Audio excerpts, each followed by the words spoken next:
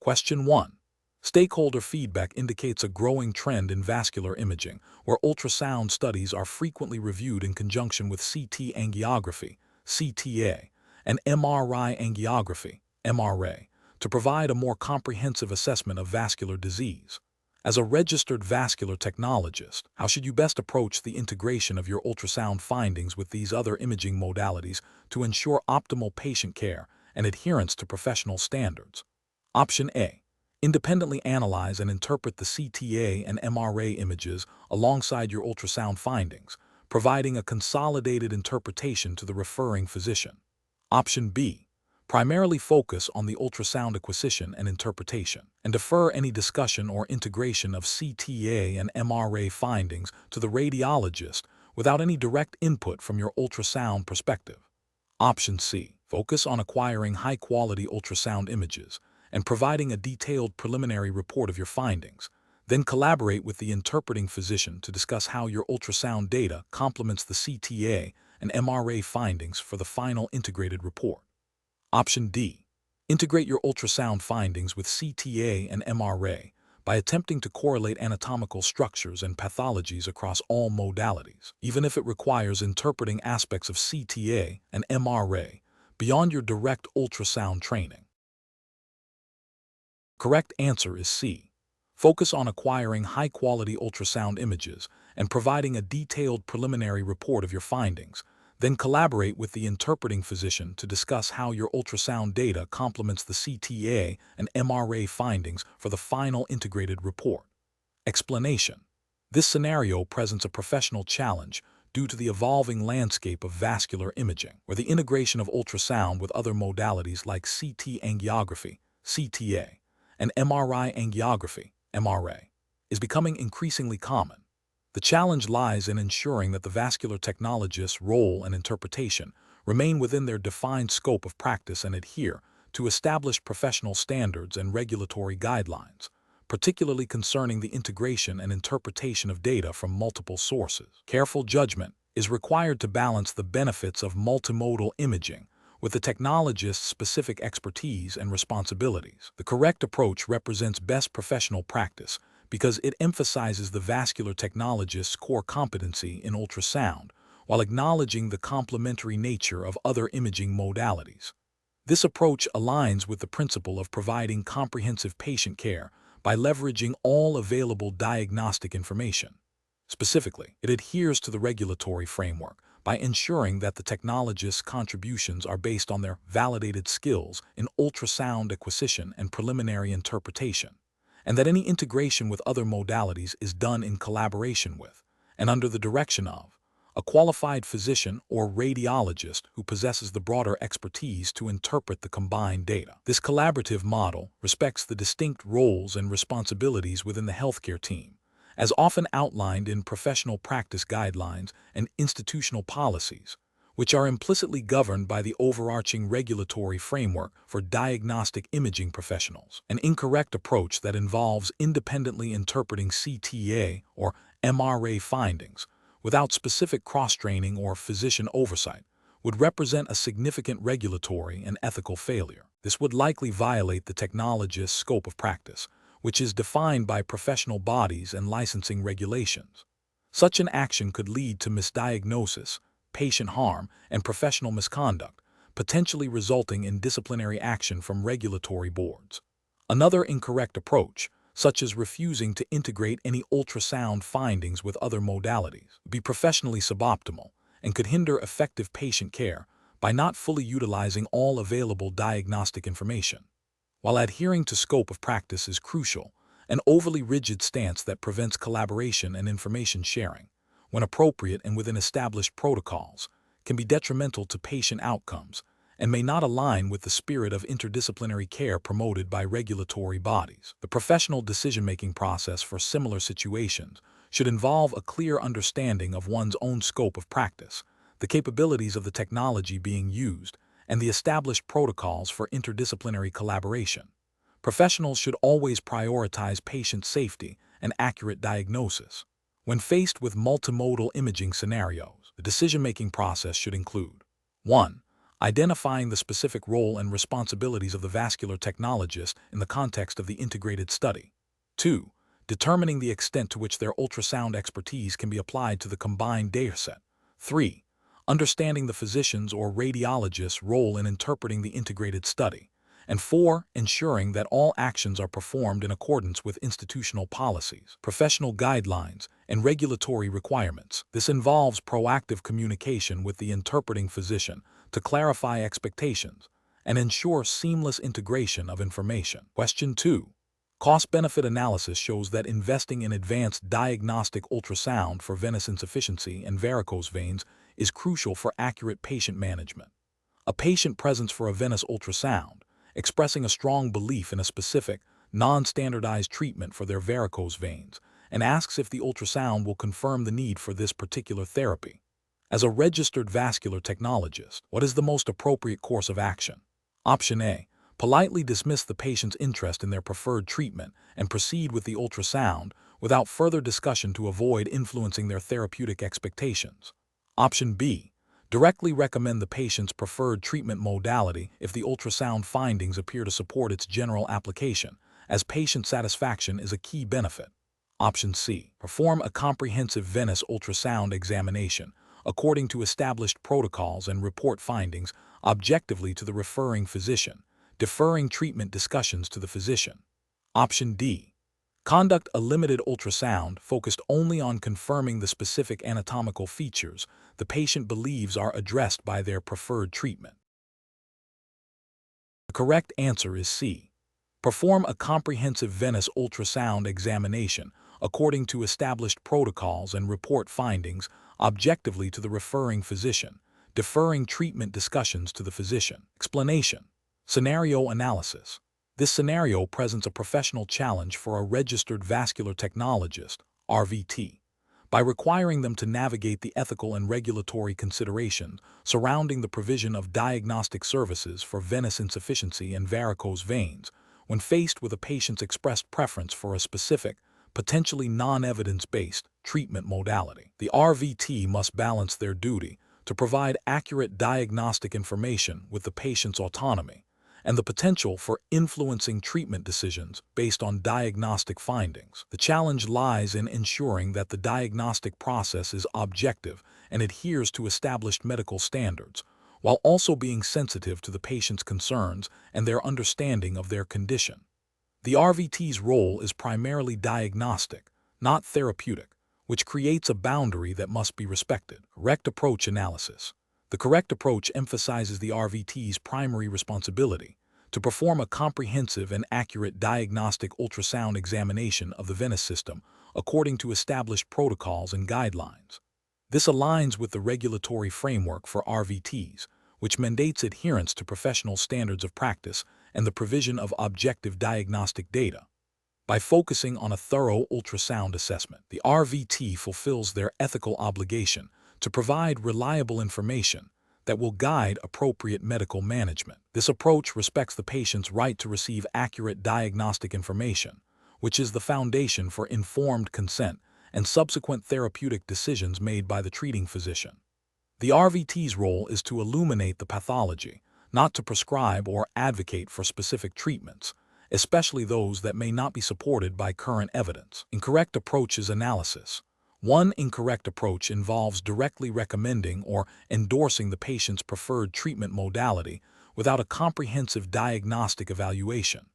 This is a regulatory and ethical failure because it oversteps the RVT's scope of practice, which is diagnostic imaging, not medical treatment recommendation. It bypasses the necessary diagnostic process that would inform a physician's treatment plan and could lead to inappropriate or ineffective interventions, potentially causing harm to the patient. This also undermines the physician's role in patient management. Another incorrect approach is to dismiss the patient's concerns or preferences outright without acknowledging them and explaining the RVT's role. While the RVT should not endorse non-evidence-based treatments, a complete disregard for the patient's expressed desires can erode patient trust and hinder effective communication. Ethically, healthcare professionals should strive for patient-centered care, which includes respectful communication and explanation of services. However, this does not extend to validating or promoting unproven therapies. A third incorrect approach is to perform a superficial or incomplete diagnostic study based on the assumption that the patient's preferred treatment will be pursued regardless of the findings. This is a significant regulatory and ethical breach. It compromises the integrity of the diagnostic process, fails to provide accurate information to the referring physician, and potentially misleads the patient about the true extent or nature of their venous insufficiency. This violates the fundamental duty of care and the professional standards expected of an RVT. Professional reasoning. When faced with a patient expressing preferences for specific treatments, an RVT should first acknowledge the patient's concerns and explain their role as a diagnostic imaging professional. The RVT should then proceed with a complete and objective ultrasound examination according to established protocols. Following the examination, the RVT should provide a clear and accurate report of their findings to the referring physician. If the patient inquires about treatment options, the RVT should politely defer to the physician, stating that treatment decisions are made by the physician based on the diagnostic findings and the patient's overall health. This decision-making process prioritizes accurate diagnosis, respects professional boundaries, and ensures that patient care is guided by evidence-based medical practice and physician expertise. Question 3. Assessment of a patient presenting with intermittent claudication reveals a duplicated common iliac artery on initial duplex ultrasound. The technologist observes unusual spectral Doppler waveforms in the distal aorta and proximal common iliac arteries. Considering the anatomical variation and the Doppler findings, what is the most appropriate next step in the assessment to ensure a comprehensive and accurate diagnosis? Option A. Focus solely on the spectral Doppler waveforms in the distal aorta, assuming the unusual patterns are solely due to turbulence and not related to the duplicated anatomy. Option B. Carefully visualize and interrogate both common iliac arteries throughout their entire course, paying close attention to the bifurcation point and assessing Doppler velocities and waveforms in each duplicated segment to correlate with the patient's symptoms.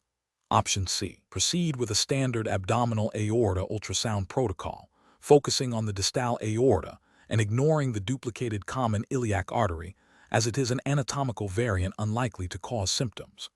Option D. Immediately cease the lower extremity vascular study and refer the patient for a CT angiography without further ultrasound evaluation. The correct answer is B. Carefully visualize and interrogate both common iliac arteries throughout their entire course, paying close attention to the bifurcation point and assessing Doppler velocities and waveforms in each duplicated segment to correlate with the patient's symptoms. Explanation. Scenario analysis. This scenario presents a professional challenge because the registered vascular technologist, RVT, must interpret complex anatomical variations in the context of a patient presenting with symptoms suggestive of a specific vascular pathology. The challenge lies in accurately identifying the aberrant anatomy and understanding how it might influence blood flow dynamics and the manifestation of symptoms, while also ensuring the diagnostic imaging protocol is optimized for this unique situation. Failure to recognize and account for anatomical anomalies can lead to misdiagnosis, inappropriate treatment, and patient harm. Correct approach analysis. The correct approach involves a systematic evaluation of the vascular anatomy, specifically focusing on the origin and course of the common iliac arteries and their bifurcation. This requires a thorough understanding of normal anatomy as a baseline and the ability to recognize deviations. The RVT must then correlate these anatomical findings with the patient's presenting symptoms and the Doppler spectral waveforms. By accurately identifying the duplicated common iliac artery and its potential impact on flow, the RVT can ensure the ultrasound protocol is tailored to visualize the entire duplicated segment and assess flow characteristics in both branches, leading to a more precise diagnosis and providing crucial information for clinical management. This aligns with the ethical obligation to provide competent and accurate diagnostic services as expected of a credentialed RVT. Incorrect approach is analysis. One incorrect approach would be to proceed with a standard carotid artery ultrasound protocol without considering the reported symptoms or the possibility of lower extremity vascular issues.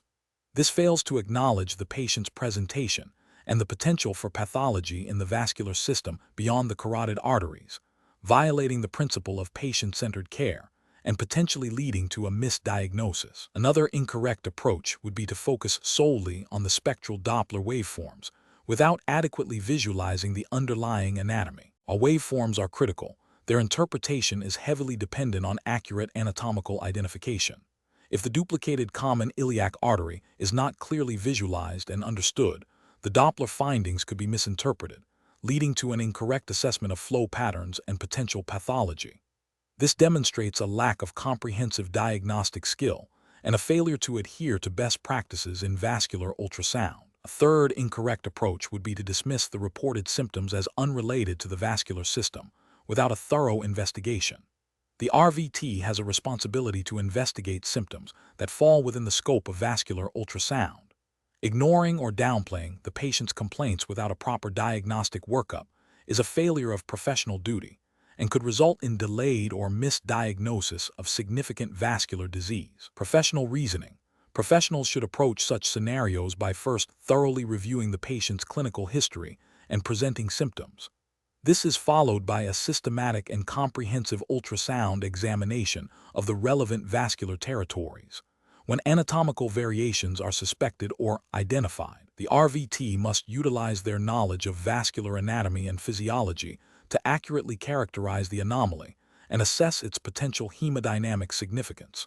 Communication with the referring physician is also paramount to ensure the diagnostic findings are integrated into the overall clinical picture. This iterative process of clinical correlation, anatomical assessment, and hemodynamic evaluation ensures the highest quality of diagnostic imaging and patient care. Question 4. Comparative studies suggest that while various ultrasound techniques can indicate venous abnormalities, the most reliable method for definitively diagnosing deep vein thrombosis, DVT, and informing the risk of pulmonary embolism involves a specific, multifaceted approach. Which of the following best represents this best practice approach for a registered vascular technologist? Option A. Relying primarily on Doppler ultrasound to detect altered blood flow, as this is often the earliest indicator of venous obstruction. Option B. Performing compression ultrasonography of the entire affected limb, assessing for venous patency, and evaluating Doppler flow patterns to identify intraluminal echoes and noncompressibility, while differentiating between acute and chronic thrombus. Option C. Interpreting findings based on the patient's reported symptoms alone, without a comprehensive ultrasound examination. Option D. Focusing only on the proximal veins of the affected limb, as these are most commonly involved in DVT. The correct answer is B. Performing compression ultrasonography of the entire affected limb, assessing for venous patency, and evaluating Doppler flow patterns to identify intraluminal echoes and noncompressibility, while differentiating between acute and chronic thrombus. Explanation. Scenario analysis. This scenario presents a common clinical challenge where a registered vascular technologist, RVT, must interpret ultrasound findings in the context of a patient's symptoms and risk factors for deep vein thrombosis, DVT, and potential pulmonary embolism, P. The challenge lies in accurately identifying ultrasound markers of DVT, differentiating between acute and chronic thrombus, and understanding the implications of these findings for patient management, all while adhering to established diagnostic criteria and professional standards. The RVT's role is critical in providing accurate data that directly influences treatment decisions, making precision and adherence to best practices paramount. Correct approach analysis. The correct approach involves a comprehensive ultrasound examination of the entire venous system of the affected limb, including compression ultrasonography to assess venous patency and Doppler interrogation to evaluate flow patterns. This systematic approach is essential for identifying the presence, extent, and characteristics of thrombus. Specifically, the evaluation should focus on identifying noncompressibility of the vein lumen, visualization of intraluminal echoes, and Doppler abnormalities such as absent or altered flow. Differentiating between acute and chronic thrombus is crucial, as acute thrombus carries a higher risk of embolization. The RVT must also consider the patient's clinical presentation and risk factors to contextualize the ultrasound findings. This aligns with the Society for Vascular Ultrasound, SVU, guidelines and the American Vein and Lymphatic Society, AVLS, standards of practice for the diagnosis of DVT, emphasizing a thorough and systematic examination to ensure diagnostic accuracy and patient safety.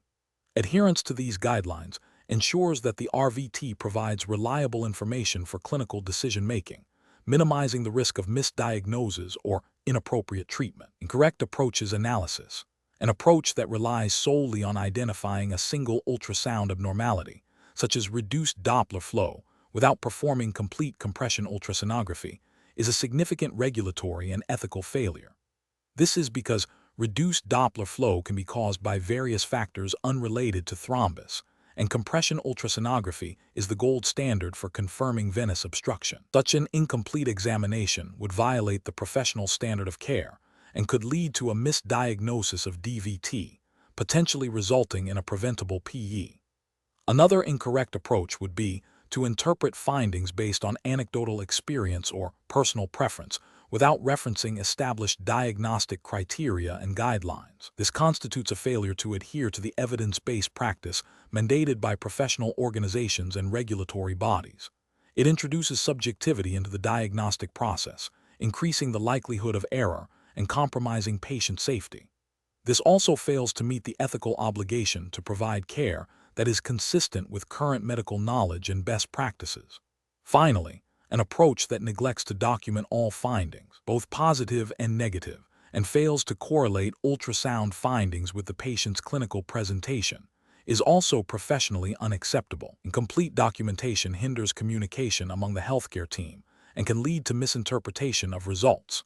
The failure to correlate findings with clinical context means the RVT is not fully fulfilling their role in the diagnostic process, potentially leading to inappropriate clinical management. This violates the principles of clear communication and comprehensive patient assessment expected of a credentialed RVT. Professional reasoning. When faced with a patient suspected of DVT, the RVT must adopt a systematic, evidence-based approach. This involves 1. Understanding the clinical question and patient's risk factors. 2. Performing a complete and standardized ultrasound examination according to established protocols, e.g., SVU guidelines. 3. Accurately identifying and characterizing any thrombus present, differentiating between acute and chronic. 4. Correlating ultrasound findings with the patient's clinical presentation. 5. Providing a clear, concise, and comprehensive report that facilitates appropriate clinical decision-making. This structured process ensures diagnostic accuracy, patient safety, and adherence to professional and ethical obligations. Question 5. Process analysis reveals a registered vascular technologist is performing an ultrasound examination of the great saphenous vein to assess for potential venous insufficiency. The technologist observes the vein's lumen appears patent and measures its diameter. Which of the following represents the most comprehensive and accurate approach to evaluating the structure and function of this vein? Option A. Assess the intima media thickness, wall echogenicity, and lumen for intraluminal contents, alongside Doppler evaluation of flow directionality, velocity, and reflux during provocative maneuvers. Option B. Measure the lumen diameter and note the presence of any visible intraluminal material. Option C. Confirm the presence of blood flow within the lumen using Doppler and assess the overall vessel wall thickness. Option D. Evaluate the echogenicity of the vessel wall and the presence of any intraluminal thrombus.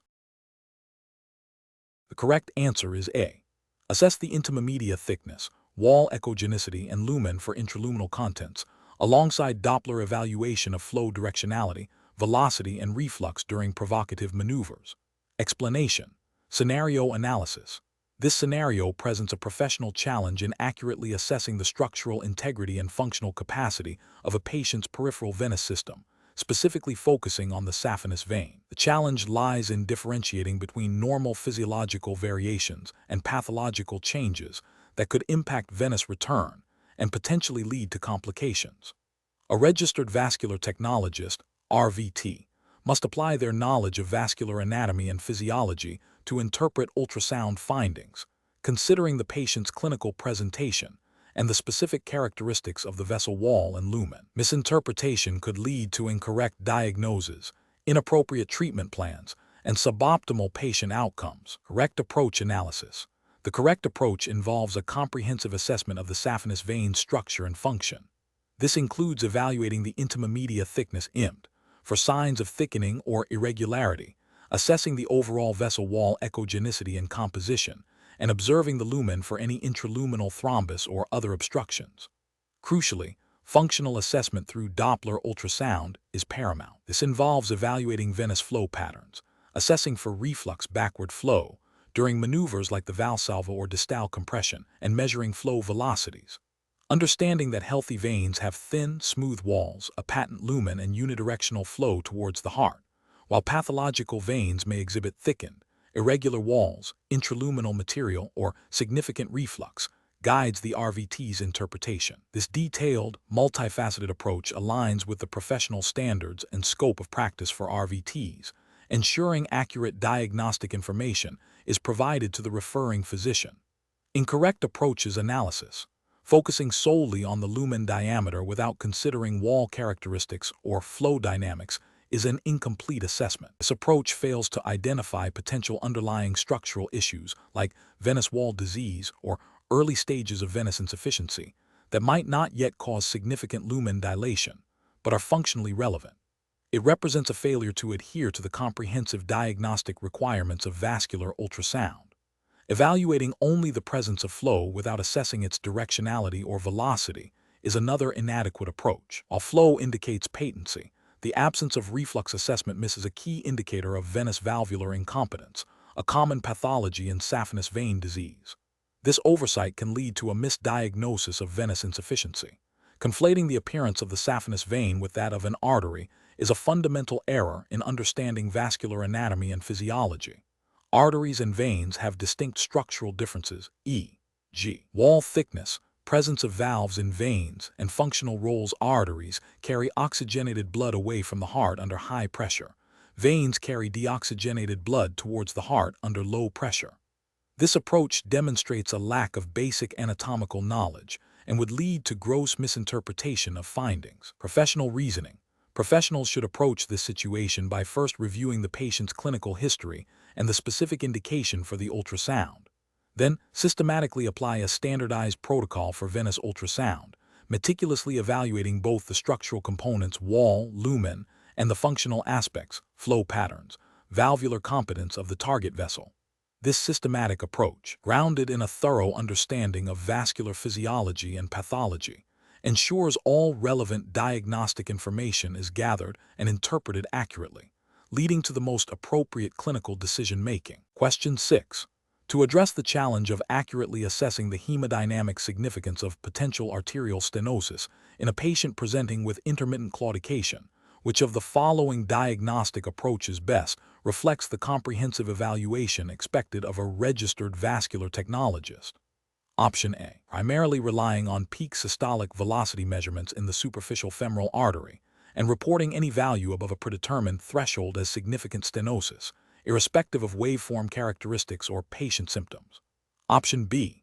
Reporting the absence of significant stenosis based on a single velocity measurement in the common femoral artery, even if the patient reports symptoms suggestive of distal arterial disease. Option C. Conducting a thorough spectral Doppler assessment of the entire lower extremity arterial tree, including waveform analysis, velocity measurements, spectral broadening, and post-stenotic turbulence, while correlating these findings with the patient's reported symptoms and medical history. Option D. Focusing exclusively on the presence of audible bruit during the physical examination, and using Doppler ultrasound only to confirm the location of the bruit, without detailed quantitative analysis. The correct answer is A. Primarily relying on peak systolic velocity measurements in the superficial femoral artery and reporting any value above a predetermined threshold as significant stenosis, irrespective of waveform characteristics or patient symptoms. Explanation. Scenario analysis. This scenario presents a common clinical challenge where a registered vascular technologist, RVT, must interpret Doppler ultrasound findings in the context of a patient's symptoms and medical history to accurately diagnose peripheral arterial disease, PAD. The challenge lies in differentiating between significant hemodynamically limiting stenosis and less critical findings, especially when symptoms are suggestive but not definitive. The RVT's role is crucial in providing objective data that guides clinical management, making precise interpretation and reporting paramount. Failure to accurately assess the severity of PAD can lead to delayed or inappropriate treatment, impacting patient outcomes. Correct approach analysis. The correct approach involves a comprehensive assessment that integrates spectral Doppler waveforms, velocity measurements, and waveform morphology with the patient's clinical presentation. This includes evaluating the presence of spectral broadening, aliasing, and post-stenotic turbulence, alongside quantitative velocity criteria to determine the degree of stenosis. Furthermore, comparing findings to contralateral limbs and considering the overall vascular territory is essential for a complete picture.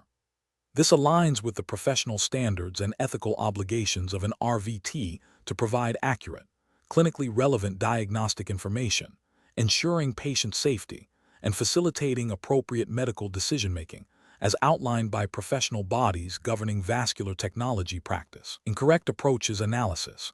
One incorrect approach would be to solely rely on peak systolic velocity, PSV, measurements without considering waveform morphology or spectral broadening. This is a failure to adhere to established diagnostic criteria for PAD, which necessitate a multifaceted Doppler assessment. Ethically, this represents a lapse in due diligence and a potential deviation from best practice, as it oversimplifies a complex diagnostic process.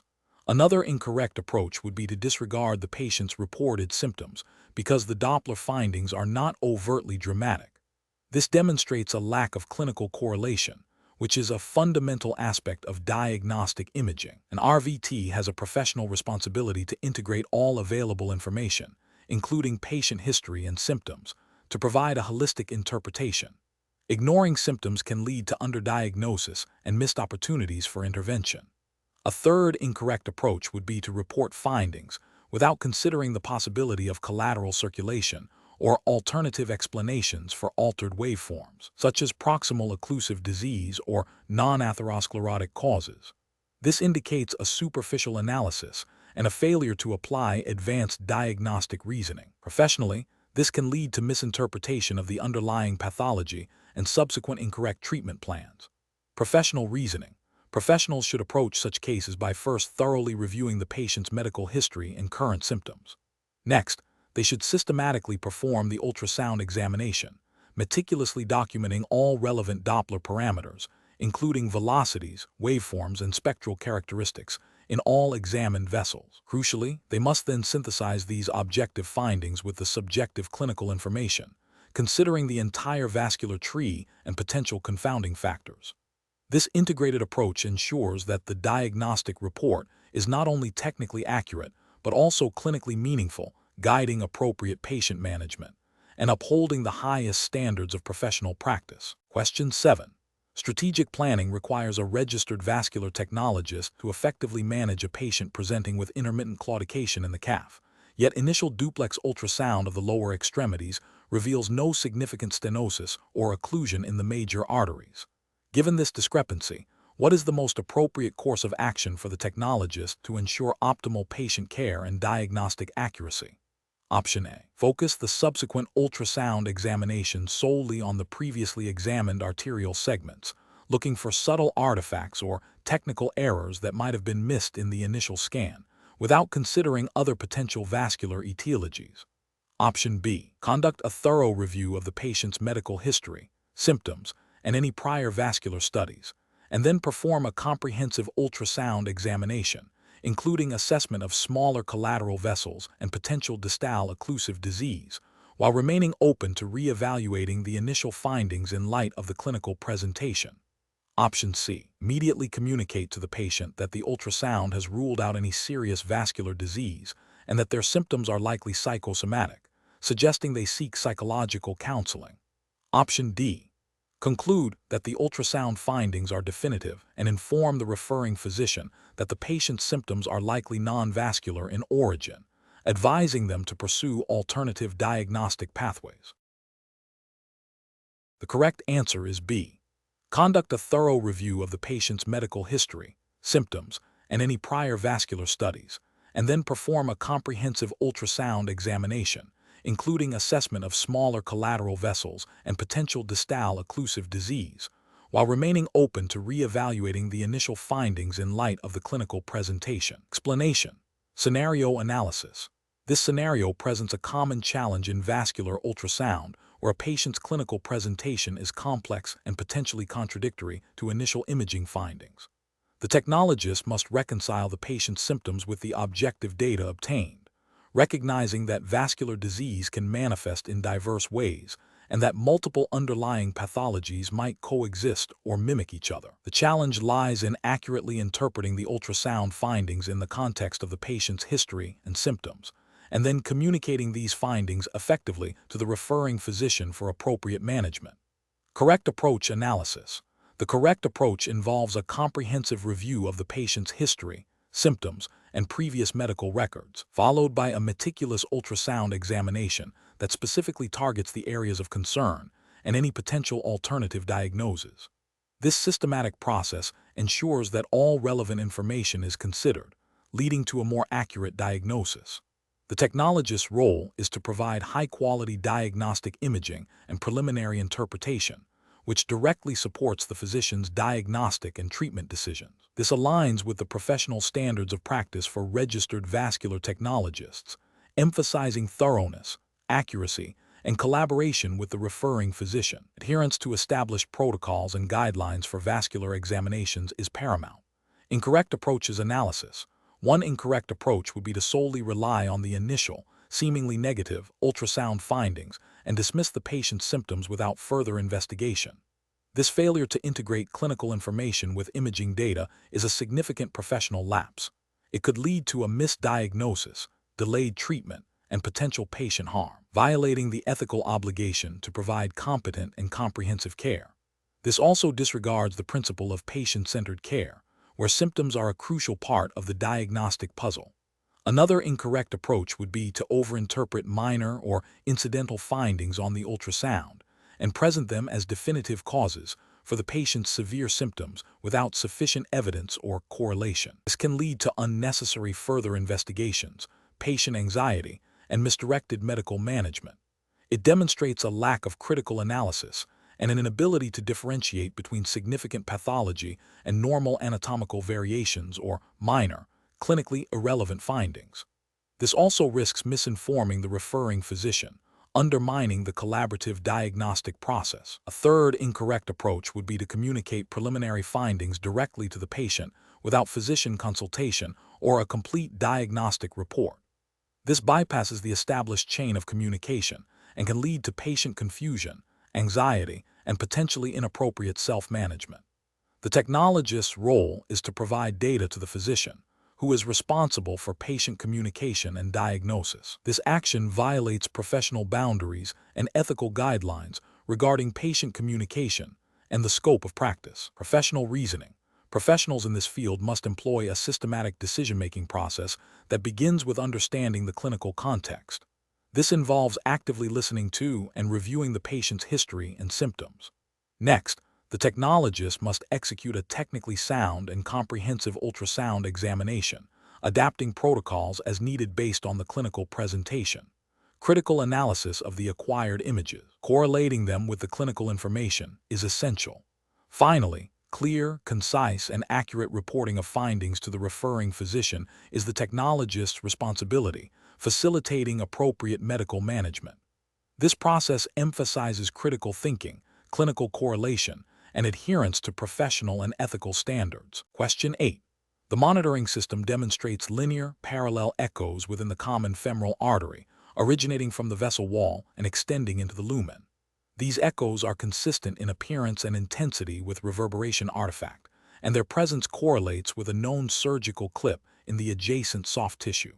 The technologist is considering how to proceed with the vascular assessment. Which of the following actions best reflects the application of basic principles of ultrasound in this scenario? Option A. Report the echoes as a potential thrombus, recommending immediate anticoagulation therapy for the patient. Option B.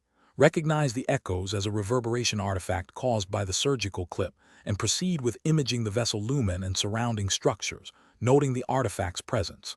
Option C. Adjust the transducer angle and depth settings to eliminate the echoes, as they are interfering with the visualization of the vessel. Option D. Document the linear echoes as significant intraluminal plaque, as they appear to obstruct flow. The correct answer is D. Document the linear echoes as significant intraluminal plaque, as they appear to obstruct flow. Explanation. Scenario analysis. This scenario presents a common challenge in vascular ultrasound where artifactual findings can mimic true pathology, potentially leading to misdiagnosis and inappropriate patient management. The professional challenge lies in accurately differentiating between genuine hemodynamic abnormalities and echoes generated by non-biological sources or suboptimal imaging conditions. This requires a thorough understanding of ultrasound physics and the ability to critically evaluate image quality and artifact patterns. Correct approach analysis.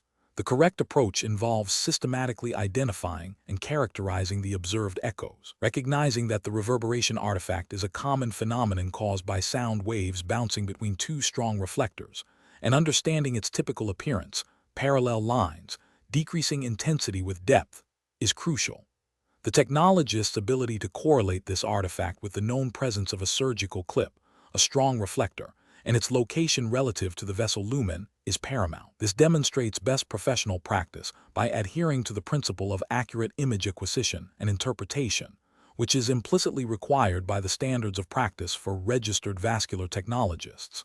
This aligns with the ethical obligation to provide truthful and accurate diagnostic information to the referring physician, ensuring patient safety and appropriate care. Regulatory frameworks for diagnostic imaging professionals emphasize the importance of producing high-quality images and correctly identifying findings, which includes distinguishing artifacts from pathology.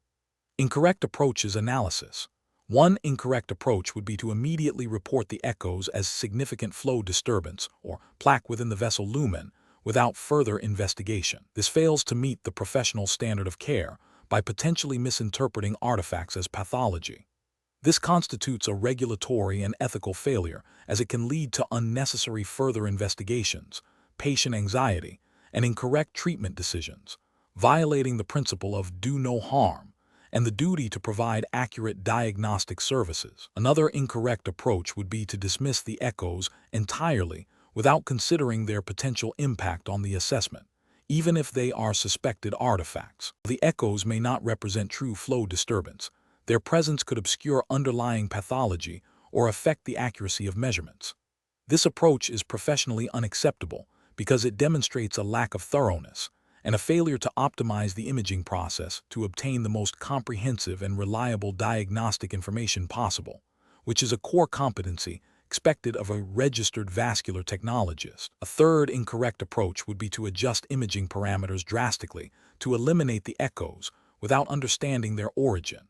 While some parameter adjustments might reduce the visibility of artifacts, a fundamental understanding of the artifact's cause is necessary to ensure that genuine pathology is not simultaneously being obscured or misrepresented. This approach risks compromising the diagnostic quality of the entire study and could lead to overlooking significant findings, representing a failure in applying fundamental ultrasound principles and a deviation from best professional practice.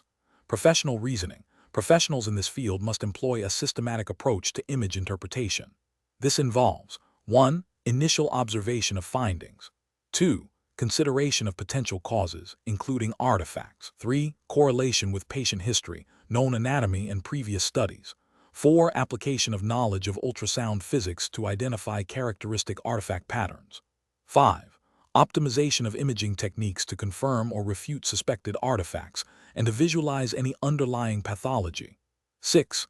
Clear and concise reporting of findings, distinguishing between artifacts and true pathology. This decision-making process ensures that diagnostic conclusions are based on accurate and reliable information, upholding the highest standards of patient care and professional integrity. Question 9. Market research demonstrates that registered vascular technologists are increasingly expected to differentiate subtle neurovascular anatomical variations from pathological findings. When evaluating a patient for suspected cerebrovascular disease, which approach to assessing the intracranial arteries and their branches would be most aligned with best professional practice and regulatory expectations for accurate diagnosis? Option A. An approach that relies heavily on recognizing common patterns of disease seen in previous studies, assuming similar anatomical configurations without detailed individual assessment of each vessel's unique characteristics. Option B. A review of the patient's clinical history and symptoms, followed by a cursory ultrasound scan of the intracranial arteries to confirm the presence of gross abnormalities, without a detailed anatomical mapping.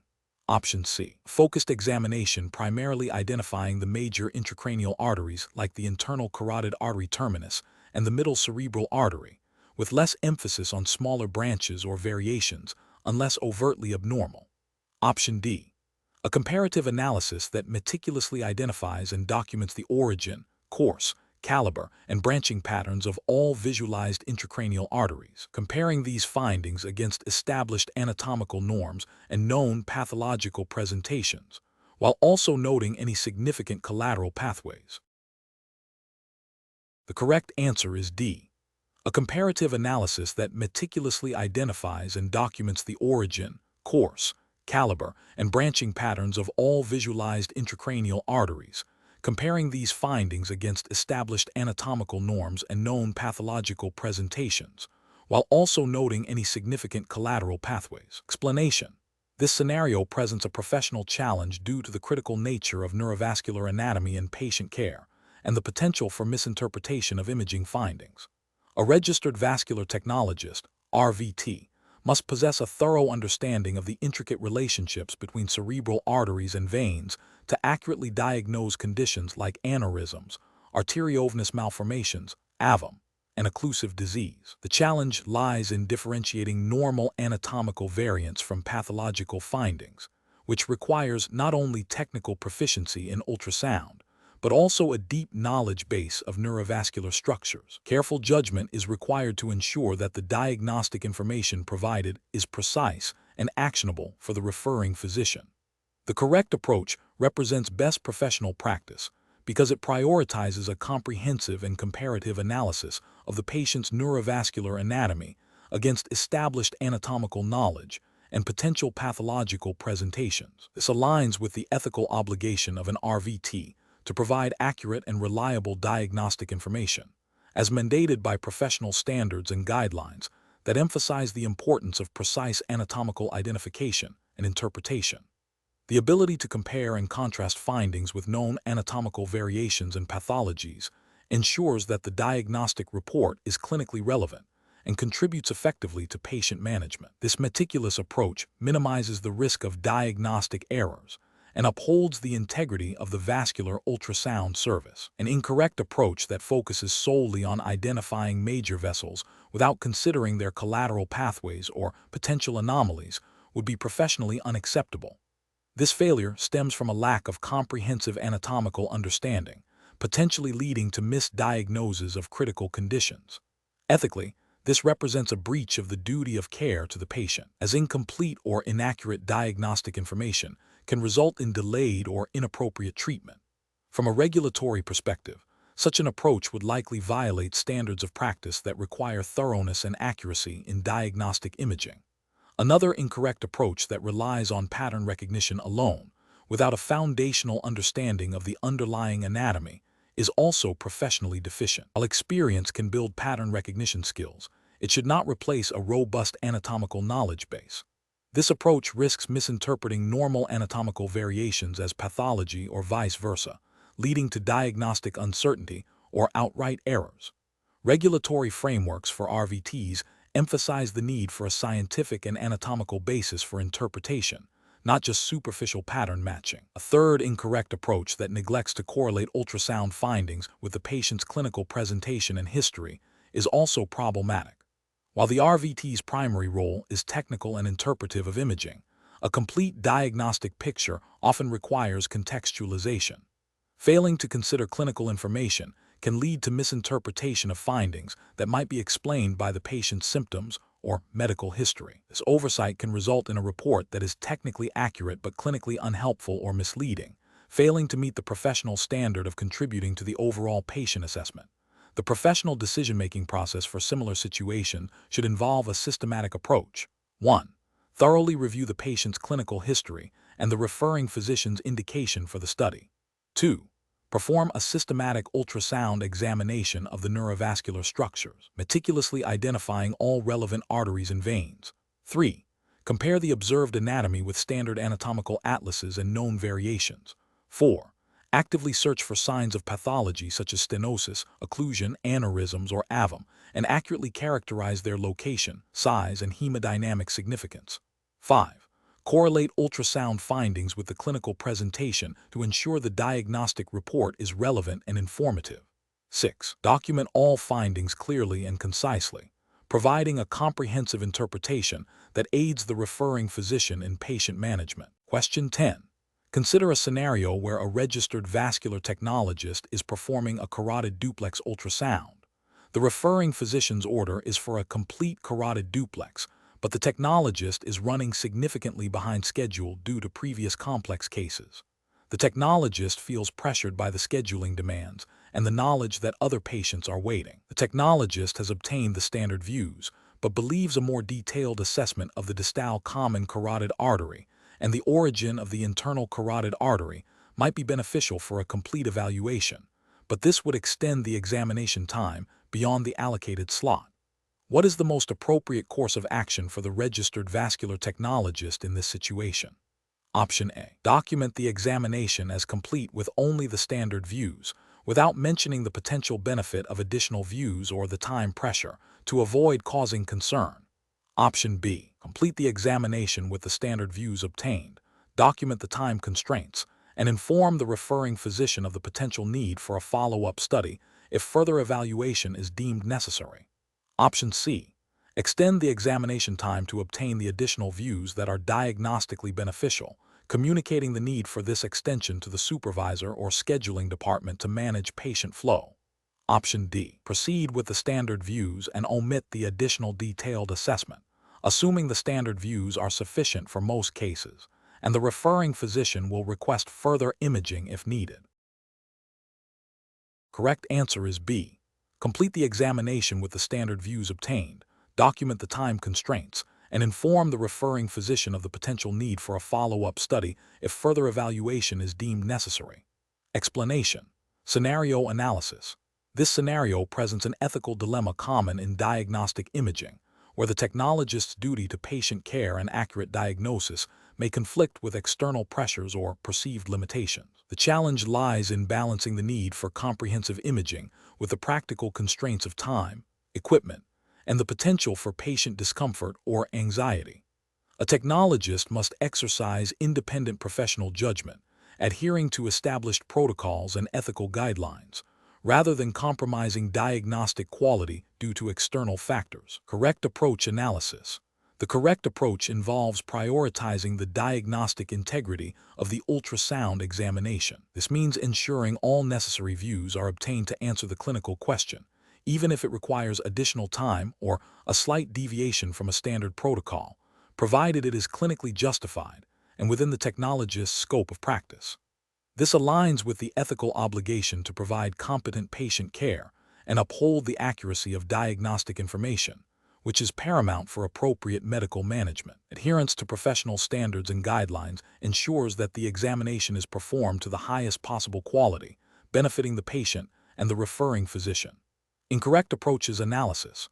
One incorrect approach involves ceasing the examination prematurely to adhere strictly to a predetermined time slot, despite incomplete diagnostic information.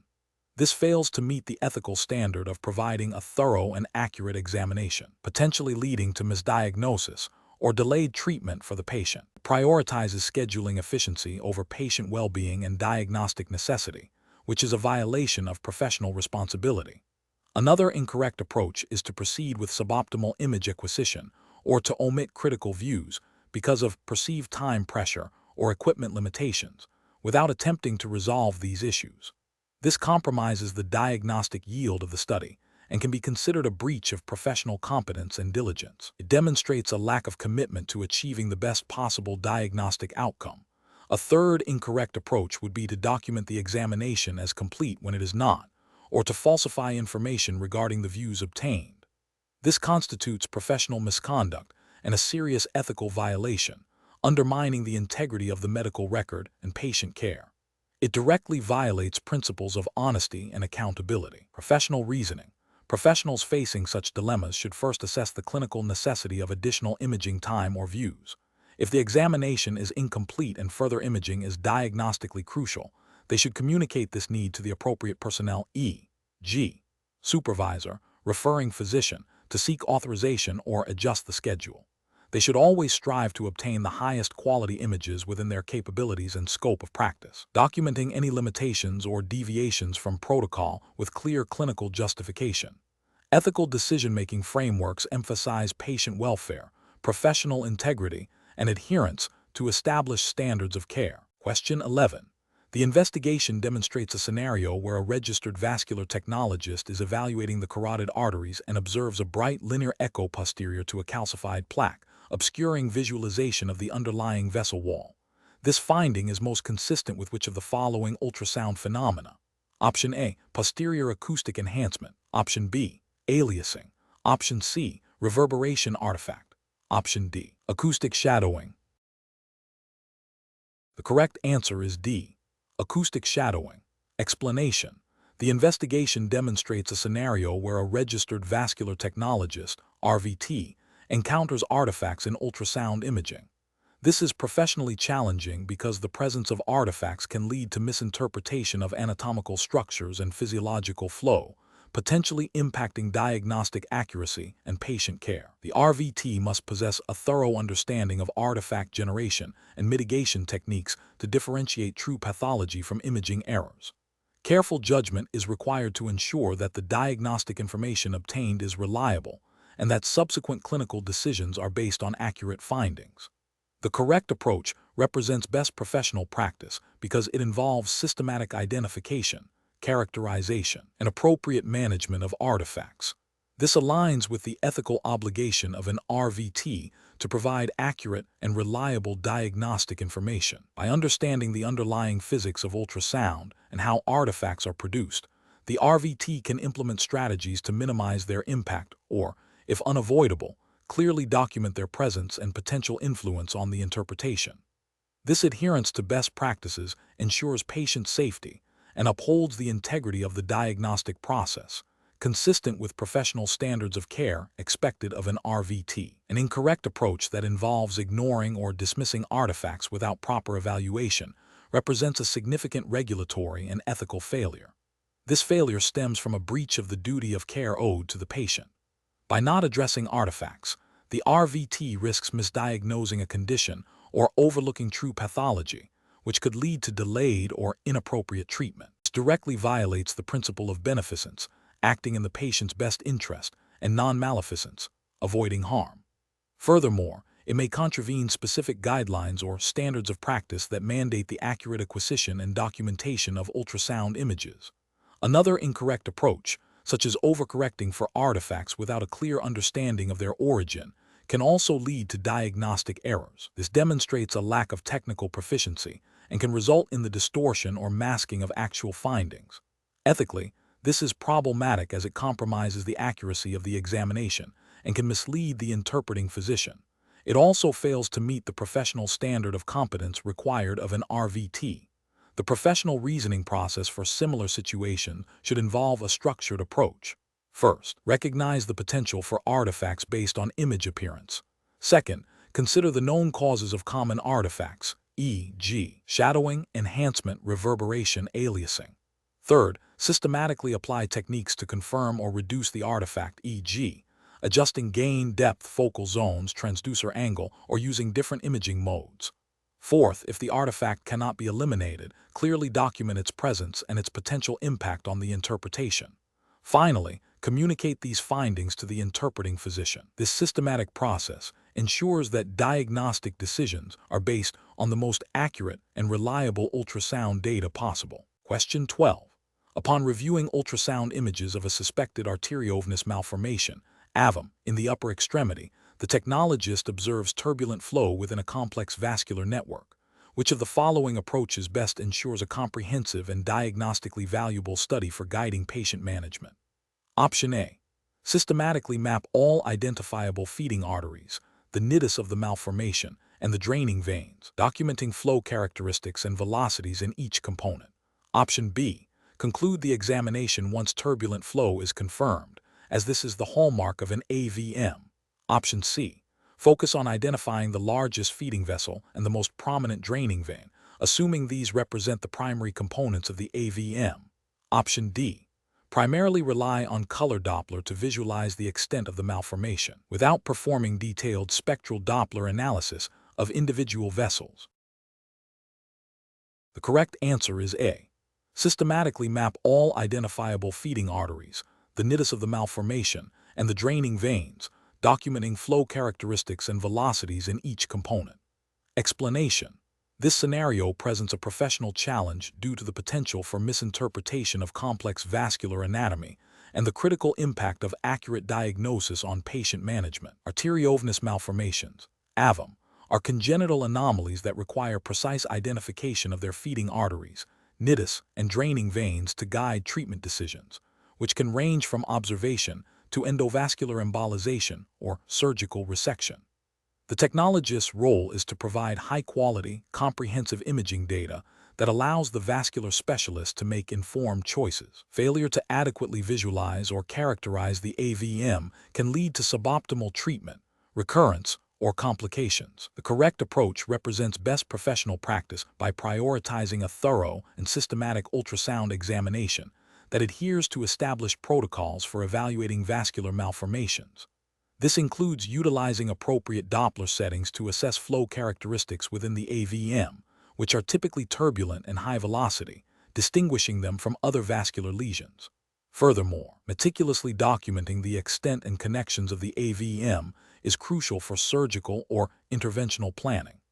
This aligns with the ethical obligation to provide accurate and complete diagnostic information to the referring physician, ensuring patient safety and optimal care, as mandated by professional standards of practice for diagnostic medical sonographers. An incorrect approach that focuses solely on identifying gross flow without detailed anatomical mapping would be professionally unacceptable. This failure to comprehensively assess the AVM's components could lead to an incomplete understanding of the lesion's complexity, potentially resulting in a misdiagnosis or inadequate treatment plan.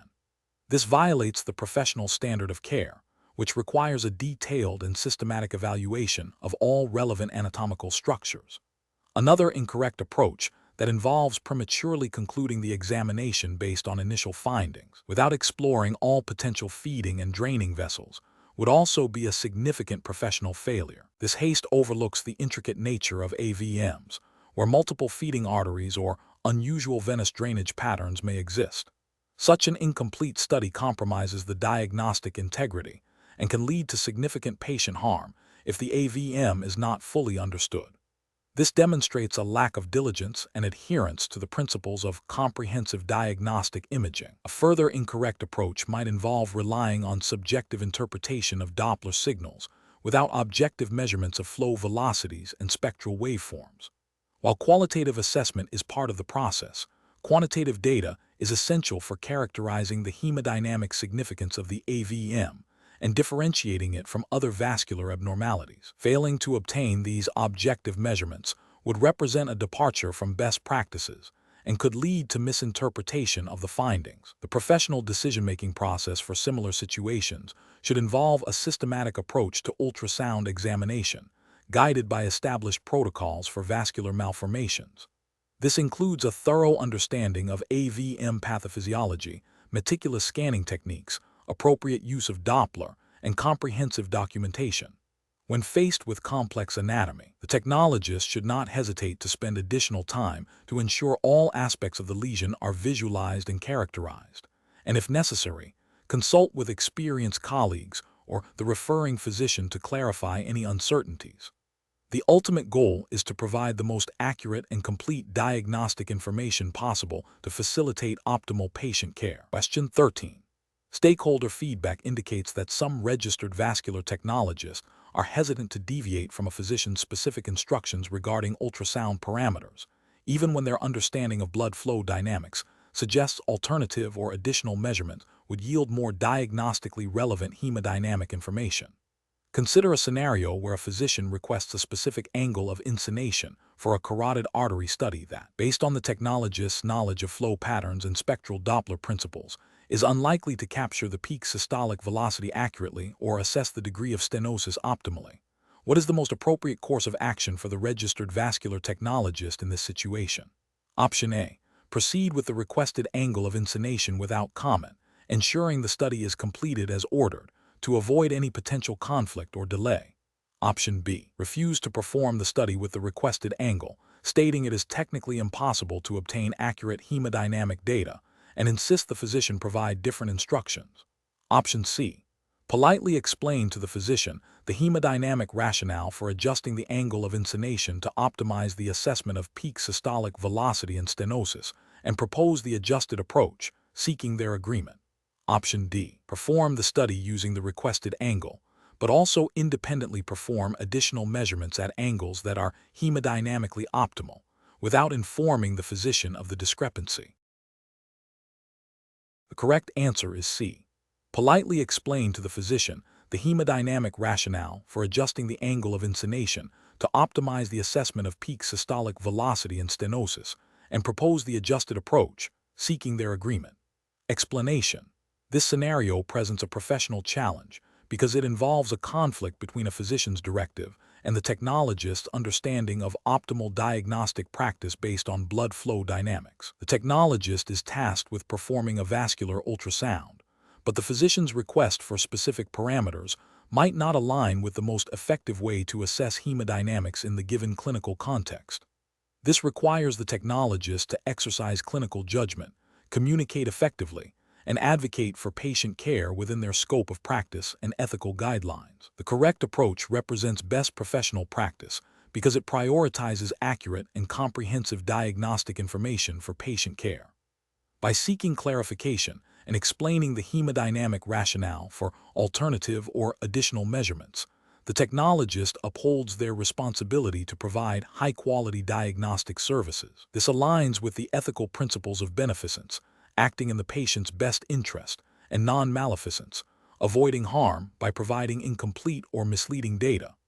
Furthermore, it adheres to professional standards that expect technologists to apply their knowledge of vascular physiology and hemodynamics to optimize diagnostic studies. An incorrect approach of blindly following the physician's potentially suboptimal request would be a failure of professional responsibility. It could lead to incomplete or inaccurate diagnostic data, potentially resulting in misdiagnosis or delayed treatment, which violates the principle of beneficence. This also demonstrates a lack of professional autonomy and critical thinking, which are essential for a registered vascular technologist. Another incorrect approach of refusing to perform the study without clear communication or justification would be unprofessional and could hinder patient care. While advocating for best practice is important, outright refusal without attempting to resolve the discrepancy through dialogue is not constructive.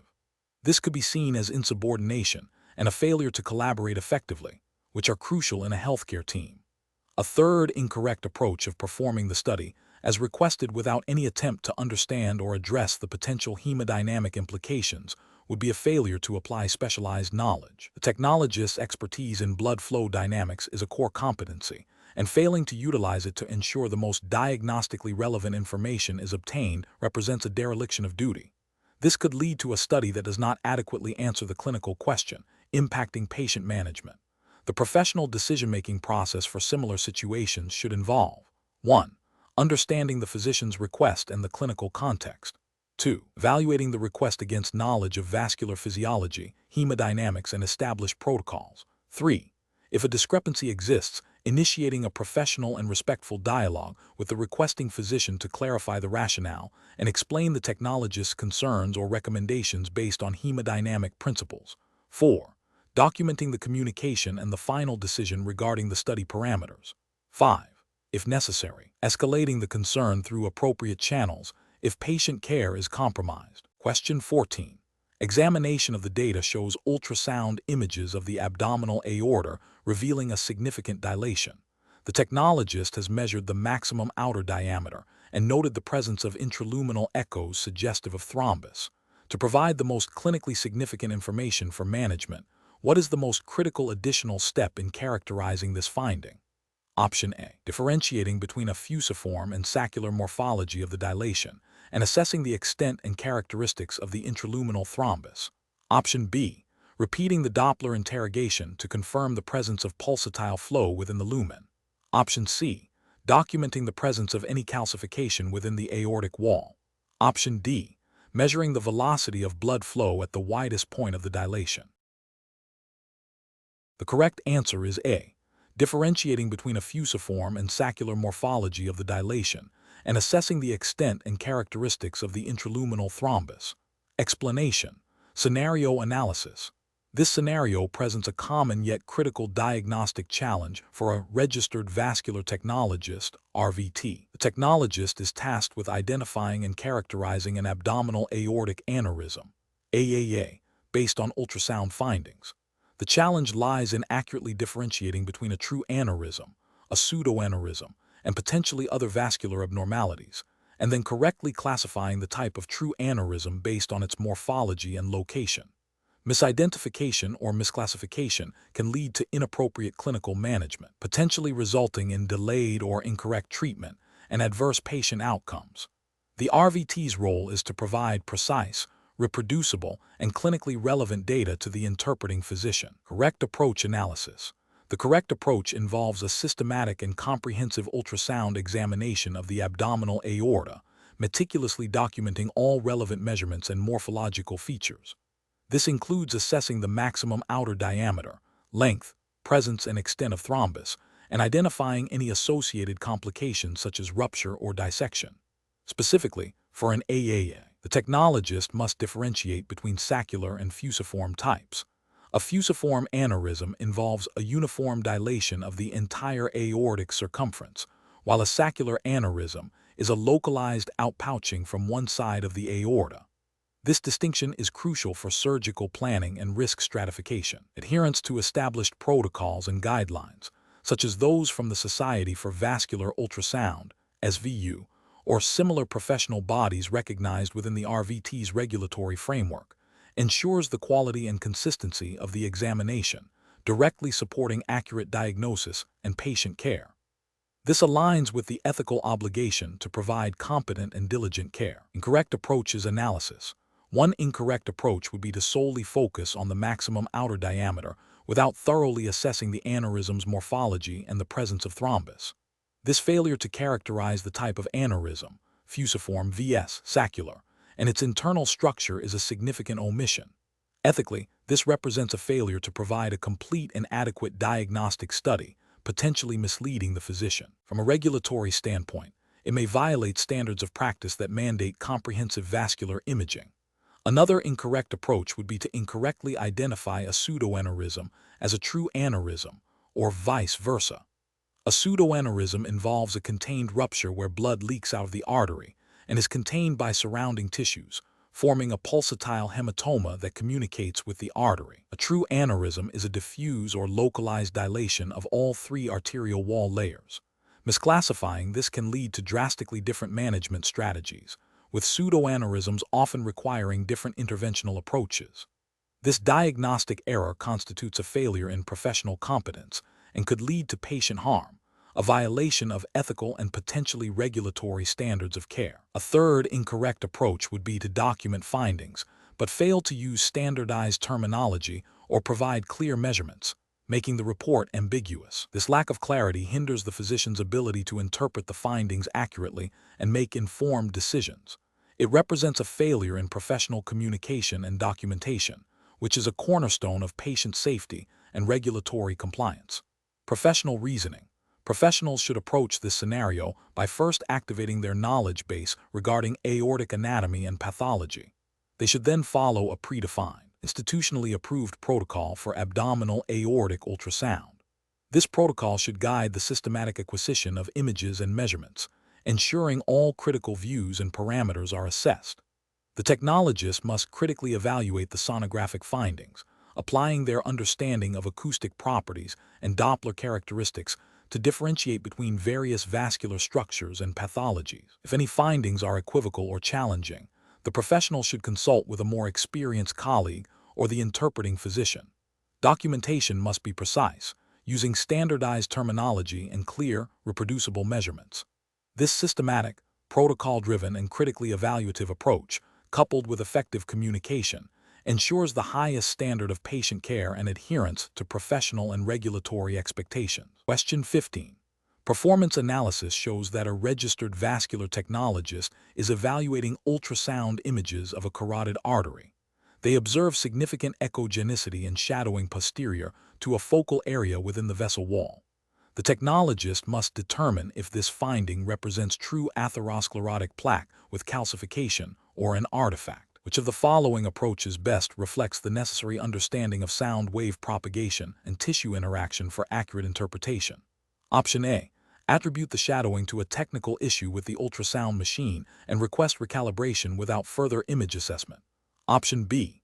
Conclude that any echogenic structure with shadowing is pathological and requires immediate reporting as a critical finding.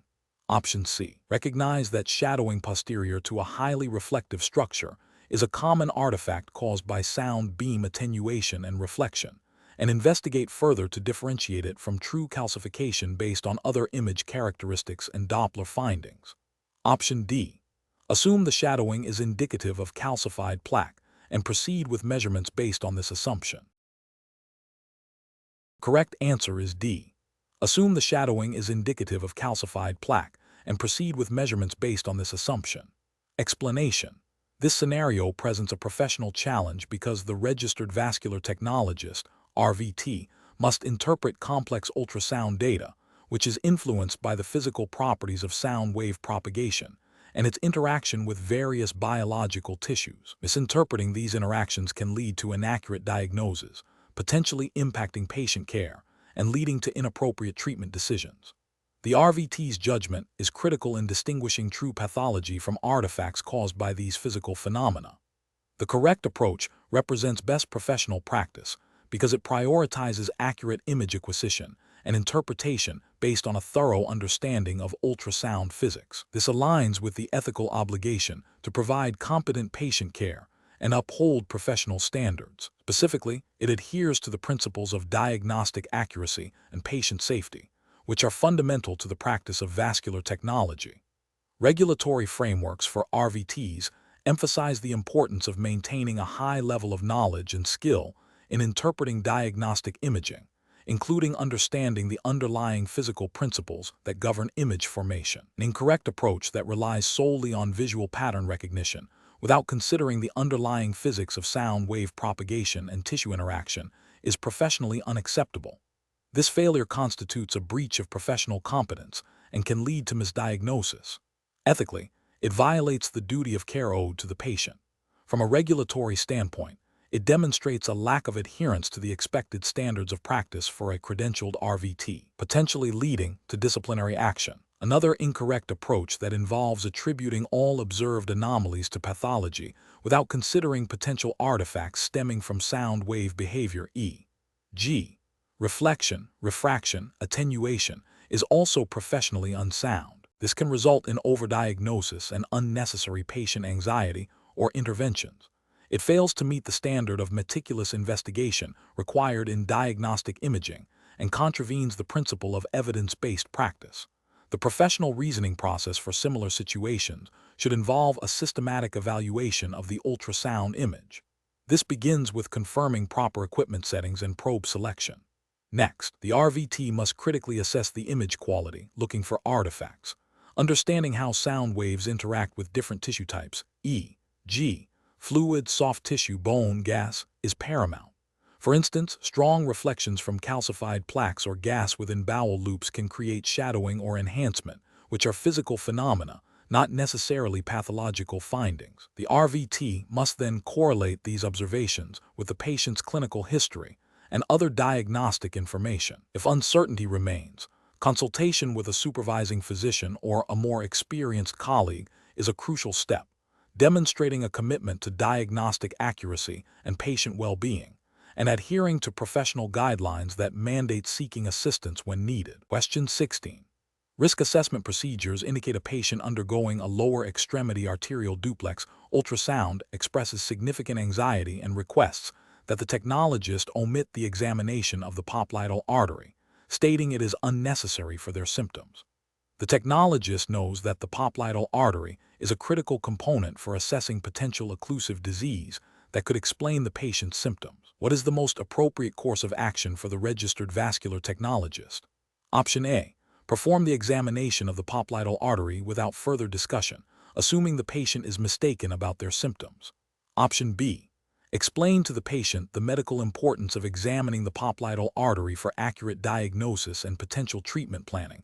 Document the patient's request and the explanation provided, and proceed with the complete examination unless the patient formally refuses after understanding the implications.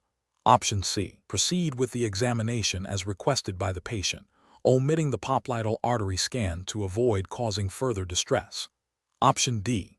Immediately stop the examination and inform the patient that the study cannot be completed if they refuse to allow examination of the popliteal artery. The correct answer is B.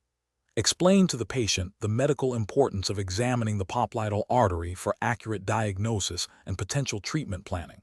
Document the patient's request and the explanation provided, and proceed with the complete examination unless the patient formally refuses after understanding the implications. Explanation. Scenario analysis. This scenario presents a professional challenge due to the inherent conflict between patient autonomy and the technologist's duty to provide accurate diagnostic information. The patient's request to avoid a specific, necessary part of the vascular ultrasound examination, based on personal preference rather than a medical contraindication, places the technologist in a difficult ethical and professional position. The technologist must balance respecting the patient's wishes with the obligation to perform a complete and diagnostically sound examination, adhering to established protocols and professional standards. Correct approach analysis. The correct approach involves clearly and respectfully explaining to the patient why the requested omission is not medically advisable and could compromise the diagnostic integrity of the study. This explanation should focus on the potential for incomplete or inaccurate findings that could lead to misdiagnosis or delayed treatment. Technologists should then offer to document the patient's refusal and discuss alternative approaches or the implications of proceeding with a limited study, while still emphasizing the importance of the complete examination. This aligns with professional ethical guidelines that prioritize patient well-being and the provision of high-quality diagnostic services. It upholds the principle of informed consent by ensuring the patient understands the consequences of their decision, while also fulfilling the technologist's responsibility to advocate for appropriate patient care. Incorrect approaches analysis. Failing to explain the medical necessity of the omitted portion of the exam and proceeding with the patient's request without further discussion represents a failure to uphold the technologist's duty of care. This could lead to a suboptimal diagnostic study, potentially harming the patient through missed pathology. It also bypasses the opportunity for informed consent regarding the limitations of the examination.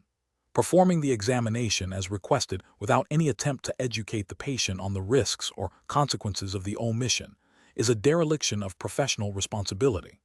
It prioritizes patient convenience over diagnostic accuracy and patient safety, violating ethical principles of beneficence and non-maleficence. Immediately terminating the examination and refusing to proceed without attempting to resolve the patient's concerns or document the situation appropriately is an overly rigid approach. While patient safety is paramount, a technologist should strive to find a resolution that balances patient wishes with medical necessity, or at least ensure proper documentation and communication if the patient remains insistent on an incomplete study. This approach could be seen as uncooperative and lacking in patient advocacy. Professional reasoning. Professionals facing such dilemmas should employ a structured decision-making process. First, identify the core ethical conflict.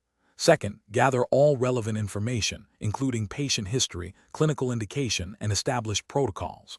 Third, communicate clearly and empathetically with the patient, explaining the medical rationale and potential consequences of any proposed deviation from standard practice.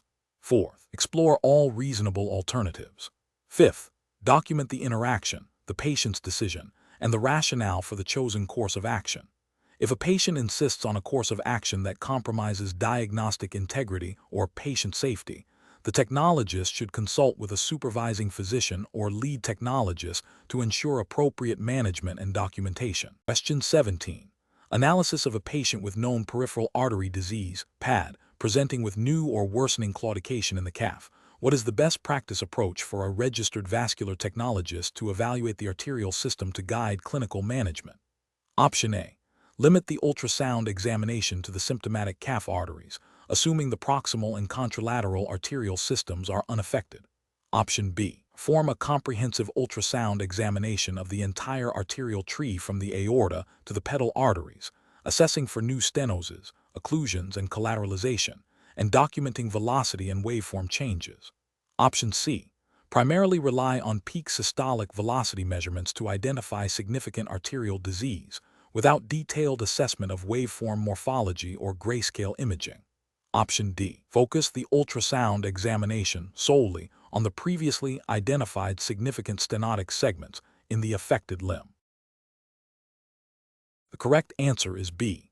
Perform a comprehensive ultrasound examination of the entire arterial tree from the aorta to the pedal arteries, assessing for new stenoses, occlusions, and collateralization, and documenting velocity and waveform changes.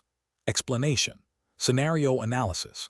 This scenario presents a common challenge in vascular ultrasound where a patient with known peripheral artery disease, PAD, exhibits new or worsening symptoms. The professional challenge lies in accurately assessing the extent and significance of the disease progression, differentiating between true progression and technical limitations, and ensuring the diagnostic information directly informs clinical management.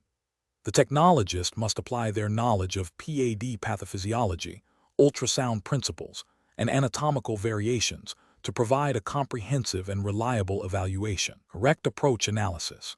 The correct approach involves a systematic and thorough ultrasound examination of the entire arterial tree, from the aorta to the pedal arteries, focusing on areas of known disease and potential new stenotic segments.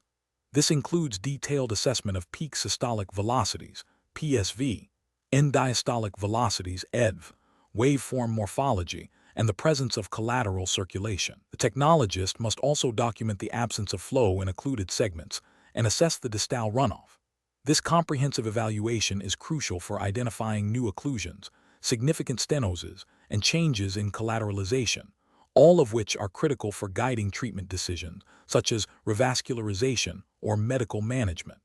This aligns with best practice guidelines for vascular ultrasound, emphasizing a complete and accurate study to support clinical diagnosis and patient care. Incorrect approach is analysis.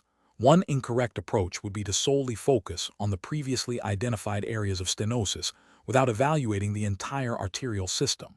This fails to account for disease progression in other segments or the development of new occlusive events, potentially leading to an incomplete or misleading assessment. This violates the ethical obligation to provide a thorough and accurate diagnostic study, as it may miss critical findings that impact patient management.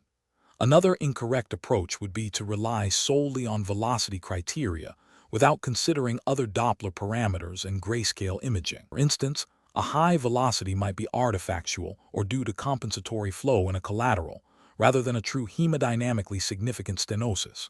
This approach risks misinterpreting findings and providing inaccurate data to the referring physician, which could lead to inappropriate treatment decisions. Ethically, this represents a failure to exercise due diligence and apply comprehensive diagnostic skills. A third incorrect approach would be to limit the examination to the symptomatic limb only. PAD is often a systemic disease, and findings in the contralateral limb or proximal arterial segments can provide valuable context and identify other significant disease burdens that may influence overall patient risk and management strategies. This limited scope fails to provide a holistic view of the patient's vascular health, potentially overlooking other critical areas of concern, and thus not meeting the standard of care. Professional reasoning. When faced with a patient with known PAD and new symptoms, the professional decision-making process should begin with a thorough review of the patient's history and previous studies. The technologist should then formulate a plan for a comprehensive ultrasound examination, prioritizing areas of known disease and potential new pathology. Throughout the examination, continuous critical assessment of the findings is essential, correlating Doppler data with grayscale imaging and considering potential confounding factors.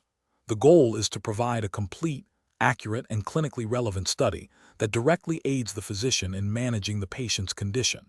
Adherence to established protocols and guidelines ensures the highest standard of care. Question 18. The assessment process reveals that a patient presents with significant overlying subcutaneous tissue and tortuous anatomy in the common femoral artery bifurcation, making standard anterior-posterior imaging challenging for complete visualization of the profunda femoris artery origin. Which of the following approaches best adheres to duplex ultrasound protocols and best practices for a registered vascular technologist? Option A. Proceeding with the examination by imaging only the superficial femoral artery and the popliteal artery, omitting the profunda femoris artery assessment due to visualization difficulties. Option B. Concluding the examination of the common femoral artery bifurcation after visualizing the superficial femoral artery, as the profunda femoris artery origin is not clearly visualized with standard anterior views. Option C. Attempting multiple transducer angulations and varying probe pressure to obtain optimal grayscale and color Doppler visualization of the profunda femoris artery origin, documenting any limitations encountered. Option D. Relying solely on spectral Doppler interrogation of the common femoral artery without attempting to visualize the profunda femoris artery origin, assuming it is adequately visualized if flow is detected. Correct answer is C. Attempting multiple transducer angulations and varying probe pressure to obtain optimal grayscale and color Doppler visualization of the profunda femoris artery origin, documenting any limitations encountered. Explanation. The assessment process reveals a common challenge in vascular ultrasound, ensuring comprehensive and standardized imaging for accurate diagnosis, particularly when patient anatomy presents variations or limitations. The professional challenge lies in adhering to established duplex ultrasound protocols while adapting to individual patient circumstances without compromising diagnostic quality or regulatory compliance. This requires a deep understanding of the underlying principles of vascular hemodynamics, anatomy, and the specific requirements of the Registered Vascular Technologist (RVT) credentialing body's guidelines. The correct approach represents best professional practice because it prioritizes a systematic and thorough evaluation of the target vessel according to established protocols, while also demonstrating the critical thinking necessary to address anatomical challenges. This includes optimizing imaging parameters, utilizing appropriate transducer manipulation, and documenting all findings comprehensively. This aligns with the ethical obligation to provide the highest quality diagnostic information to the referring physician, ensuring patient safety and accurate management. Adherence to established protocols, as often outlined by professional organizations like the Society of Diagnostic Medical Sonography, SDMS, which informs RVT practice, is a cornerstone of professional responsibility and regulatory expectation for RVTs. An incorrect approach that fails to adequately visualize a critical segment of the vessel due to suboptimal transducer placement or insufficient time spent on optimization would be a regulatory and ethical failure. This could lead to mispathology, resulting in misdiagnosis and potentially harmful patient outcomes. Such an approach would violate the implicit promise of competence associated with RVT certification and could be seen as a breach of professional duty. Another incorrect approach, such as prematurely concluding the study without attempting alternative views or imaging planes when initial views are suboptimal, demonstrates a lack of diligence and commitment to diagnostic accuracy. This failure to exhaust all reasonable imaging possibilities constitutes a departure from best practice and could be considered a violation of professional standards. Professional reasoning in such situations involves a systematic approach. First, understanding the specific protocol requirements for the examination being performed. Second, assessing the patient's anatomy and any limitations to imaging. Third, applying knowledge of ultrasound physics and instrumentation to optimize image quality and visualization. Fourth, systematically working through the protocol, making necessary adjustments for anatomical variations. Finally, documenting all findings, including any limitations encountered, in a clear and concise manner. This iterative process of assessment, adaptation, and documentation ensures both protocol adherence and diagnostic integrity. Question 19. The evaluation methodology shows a need to assess the severity of a suspected arterial stenosis and characterize the flow dynamics within the affected segment. Considering the capabilities and limitations of different Doppler ultrasound techniques, which approach would best ensure accurate and comprehensive diagnostic information? Option A. Employing pulsed wave Doppler for precise velocity measurements at the site of suspected stenosis, complemented by color Doppler to visualize flow patterns and identify areas of turbulence. Option B. relying exclusively on color Doppler to map the extent of flow reduction and identify areas of altered flow direction. Option C, performing spectral analysis with pulsed wave Doppler only in areas of visually identified turbulent flow on a grayscale image. Option D, utilizing continuous wave Doppler to detect the presence of elevated velocities, assuming that any significant spectral broadening indicates severe disease. The correct answer is A, employing pulsed wave Doppler for precise velocity measurements at the site of suspected stenosis, complemented by color Doppler to visualize flow patterns and identify areas of turbulence. Explanation: scenario analysis. This scenario presents a common challenge in vascular ultrasound, where the choice of Doppler technique directly impacts the diagnostic accuracy and the ability to assess specific hemodynamic parameters. The professional challenge lies in selecting the most appropriate Doppler modality to accurately characterize flow dynamics in a potentially diseased vessel, ensuring that the chosen method provides sufficient detail without introducing artifacts or limitations that could lead to misinterpretation. This requires a thorough understanding of the principles behind each Doppler technique and their respective strengths and weaknesses in different clinical contexts. Correct approach analysis. Utilizing pulsed wave (PW) Doppler in conjunction with color Doppler is the best professional practice in this scenario. PW Doppler allows for precise velocity measurements at a specific sample volume, which is crucial for quantifying stenosis severity and assessing flow patterns. Color Doppler provides a visual representation of blood flow direction and relative velocity, aiding in the identification of turbulent flow and the extent of vascular compromise.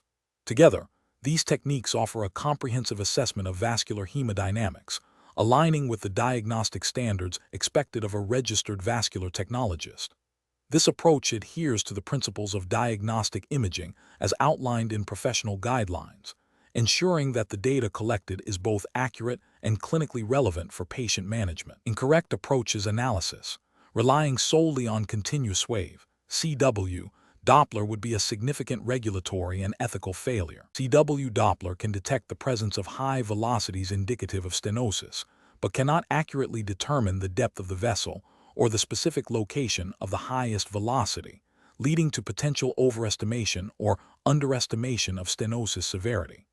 This lack of precision violates the standard of care for detailed vascular assessment. Using only color Doppler without spectral analysis, PW or CW, is also professionally unacceptable. While color Doppler is excellent for identifying flow presence, direction, and qualitative assessment of turbulence, it does not provide quantitative velocity data. This omission would prevent the technologist from accurately grading stenosis, a critical component of vascular assessment, thereby failing to meet the diagnostic requirements and potentially leading to incorrect clinical decisions. Professional reasoning. Professionals must first assess the clinical question and the anatomical region being examined. They should then consider the capabilities and limitations of each Doppler modality. The decision-making process involves prioritizing techniques that provide quantitative data for stenosis assessment and qualitative data for flow characterization. This systematic approach ensures that the chosen methodology is evidence-based, adheres to established protocols, and maximizes diagnostic yield while minimizing potential for error, thereby upholding the ethical obligation to provide accurate and reliable patient care. Question 20. Research into the fundamental principles of the circulatory system. A registered vascular technologist is preparing to explain the purpose of a lower extremity arterial Doppler study to a patient. Which of the following approaches best aligns with professional standards for patient education and ethical practice? Option A. Offer a preliminary diagnosis based on the initial Doppler waveforms, assuring the patient of the severity of their condition. Option B. Provide a simplified overview of how blood circulates to the legs, the role of arteries in carrying oxygenated blood, and how the Doppler ultrasound helps visualize and measure blood flow to identify any blockages or narrowing. Option C. Briefly state that the test is to check for problems with the blood vessels without further elaboration to avoid causing unnecessary worry. Option D. Explain the study using detailed anatomical terms and complex physiological mechanisms of blood flow, assuming the patient has a strong medical background. The correct answer is D. Explain the study using detailed anatomical terms and complex physiological mechanisms of blood flow, assuming the patient has a strong medical background. Explanation. Scenario analysis. This scenario is professionally challenging because it requires a registered vascular technologist, RVT, to interpret and communicate complex physiological information about the circulatory system to a patient. The challenge lies in translating technical medical data into understandable terms while maintaining accuracy and respecting patient autonomy and privacy, all within the scope of practice and regulatory guidelines. The RVT must balance the need for clear communication with the potential for patient anxiety or misunderstanding. Correct approach analysis. The correct approach demonstrates best professional practice by prioritizing patient education and informed consent. By explaining the basic principles of blood flow, vessel function, and the purpose of the diagnostic study in a clear, accessible manner, the RVT empowers the patient. This aligns with the ethical principle of beneficence, acting in the patient's best interest, and autonomy, respecting the patient's right to make informed decisions about their healthcare. Regulatory frameworks for RVTs, such as those governed by the ARDMS, American Registry for Diagnostic Medical Sonography, or similar credentialing bodies, emphasize patient communication and understanding as integral to quality care. This approach ensures the patient comprehends the diagnostic process and the potential implications of their vascular health. Incorrect approaches analysis. One incorrect approach involves providing overly technical jargon and complex anatomical descriptions without simplification. This fails to meet the patient's need for understanding, potentially leading to confusion, anxiety, and a diminished sense of control over their healthcare. Ethically, this violates the principle of non-maleficence, do no harm, by causing unnecessary distress. From a regulatory standpoint, it falls short of the expected standard of care, which includes effective patient communication. Another incorrect approach is to dismiss the patient's questions or provide vague, uninformative answers. This disrespects the patient's right to information and can erode trust in the healthcare provider. It is a failure of both ethical duty and professional responsibility, potentially leading to patient dissatisfaction and noncompliance with recommended follow-up care. Regulatory bodies expect healthcare professionals to engage with patients and address their concerns. A third incorrect approach is to offer a definitive diagnosis or prognosis. RVTs are diagnostic medical sonographers. They interpret images and gather data, but definitive diagnoses are typically made by physicians. Providing a diagnosis exceeds the RVT's scope of practice and could lead to misdiagnosis or undue patient worry. This constitutes a regulatory violation and an ethical breach, as it encroaches on the physician's role and could lead to inappropriate patient management. Professional reasoning. Professionals should approach patient interactions by first assessing the patient's level of understanding and their expressed concerns. They should then tailor their communication to be clear, concise, and empathetic, using analogies or simplified language where appropriate. It is crucial to remain within the defined scope of practice, focusing on explaining the procedure, the physiological principles involved, and the role of the diagnostic study. When faced with questions outside their expertise, professionals should offer to involve the physician or other appropriate healthcare team members. This systematic approach ensures patient safety, promotes informed decision-making, and upholds ethical and regulatory standards.